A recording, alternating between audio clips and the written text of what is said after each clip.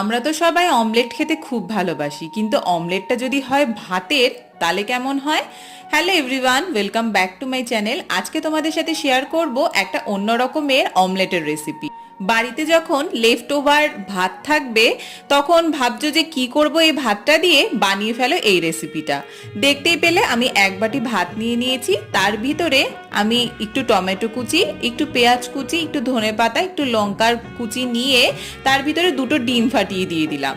তারপর দিয়েছিলাম 3 চামচ মতো চালের গুঁড়ো, আর স্বাদ অনুসারে দেবে অল্প একটু নুন আর অল্প একটুখানি গোলমরিচ ভালো করে দিয়ে, আর আমার মা একটুখানি হলুদও দিয়েছিল কালারফুলের জন্য। তারপর ভালো করে মাখিয়ে নিয়ে ফ্রাইং প্যানে সাদা তেল দিয়ে ভালো করে ডিমের অমলেটের মতন ভেজে নিলেই তৈরি হয়ে যাবে কিন্তু এই দুর্দান্ত টিফিনটা। একবার ট্রাই করে দেখো, খুব ভাল লাগবে এবং বাচ্চারাও বেশ সুন্দর খেয়ে নেবে।